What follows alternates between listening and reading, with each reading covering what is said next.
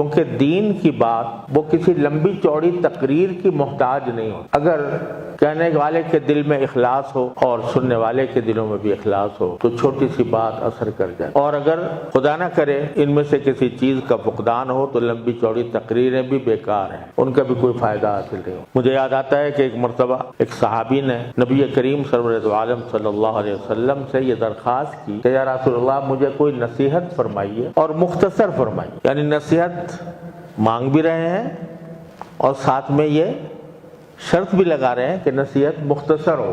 اب اگر کوئی میرے جیسا ہوتا تو جواب میں یہ کہتا کہ خدا کے بندے تم میرے اوپر پہلے ہی سے شرطیں قاعدے لگا رہے ہو کہ مختصر بات کروں اور نصیحت بھی مانگ رہے ہو. اگر نصیحت مانگنی ہے تو مجھ پہ چھوڑ دو، میں جو نصیحت کرنا چاہوں وہ کر دوں. لیکن رسول کریم سرور دو عالم صلی اللہ علیہ وسلم رحمت للعالمین صلی اللہ علیہ وسلم آپ نے اس پر کوئی برا نہیں منایا کہ وہ یہ بھی کہہ رہا ہے کہ نصیحت کرو اور یہ بھی کہہ رہا ہے کہ مختصر کرو. تو دو جگہ یہ واقعہ آیا ہے اور ایک جگہ یہ فرمایا جواب میں کہ ایک نصیحت فرمائی کہ تمہاری زبان اللہ کے ذکر سے تر رہے.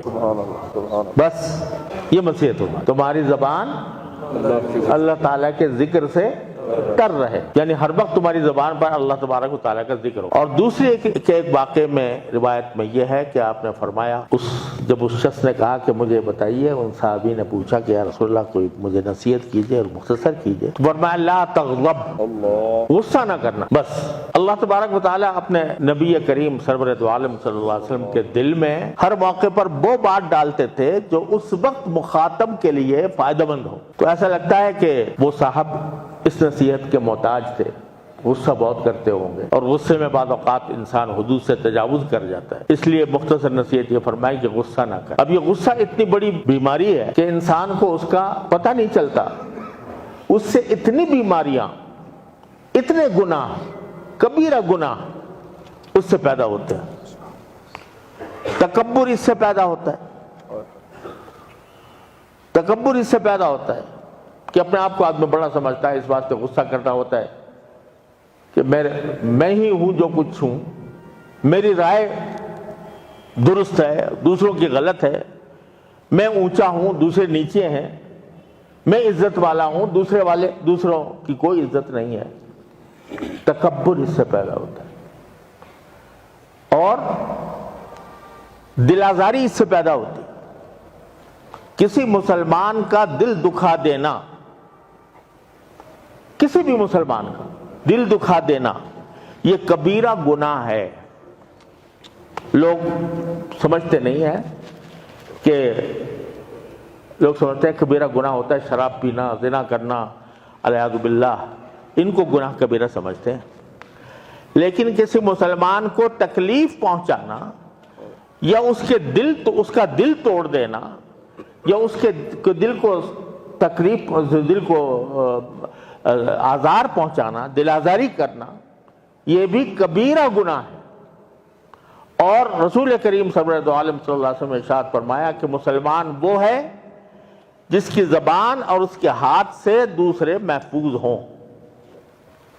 اگر تمہاری زبان سے محفوظ نہیں ہیں لوگ، جو تمہارے جی میں آتا ہے کہہ گزرتے ہو، تو تم پھر مسلمان نہیں ہو صحیح معنی میں.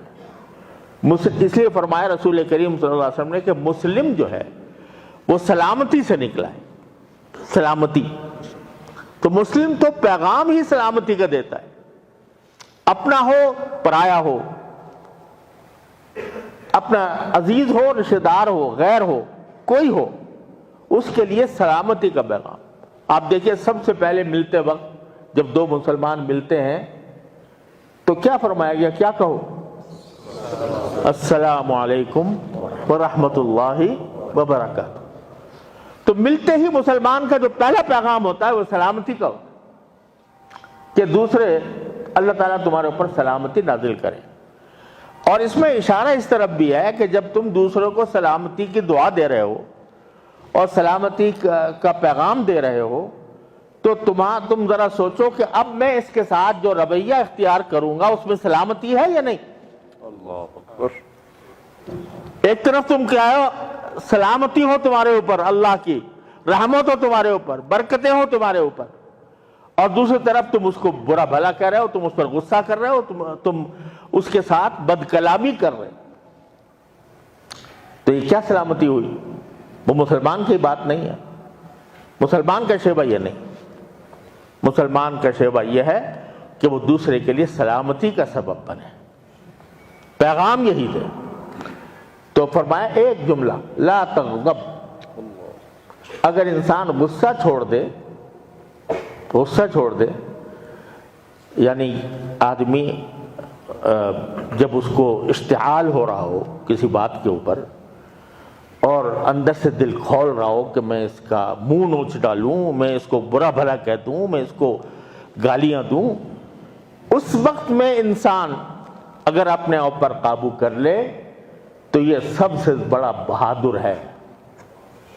رسول کریم صلی اللہ علیہ وسلم نے ارشاد فرمایا کہ بہادر وہ نہیں ہے جو دوسرے کو لڑائی میں پچھاڑ دے، بہادر وہ ہے کہ جب اس کو غصہ آئے تو غصے کی حالت میں وہ اپنے آپ کو قابو میں رکھے اور غصے کی کیفیت جو ہے وہ اس کو غلط بات کہنے پر مجبور نہ کرے۔ وہ ہے شہیدی، وہ ہے بہادر جو اپنے نفس کے اوپر قابو پائے۔ تو اتنی چھوٹی سی نصیحت فرمائی، لا تغضب، غصہ نہ کرنا، تو اس کے نتیجے میں پتہ نہیں کتنی برائی اگر وہ اس پر عمل کرے، ہم کریں عمل کہ غصہ نہ ہو۔ ارے ساری بہادری اپنے ماتحتوں پر جتاتے ہو، اپنی بیوی پر جتاتے ہو، اپنے اولاد پر جتاتے ہو، ساری بہادری کہ جو تمہارے سامنے کھڑے ہو کر تمہارا جواب بھی نہیں دے سکتے۔ یہ رسول کریم صلی اللہ علیہ وسلم کے ارشاد ہے کہ خیرکم خیرکم لنسائی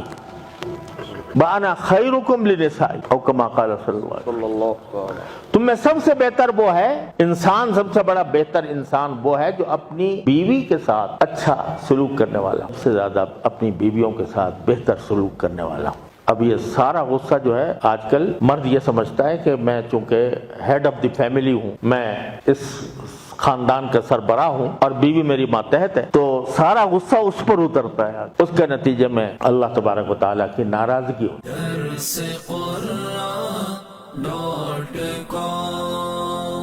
www.darsequran.com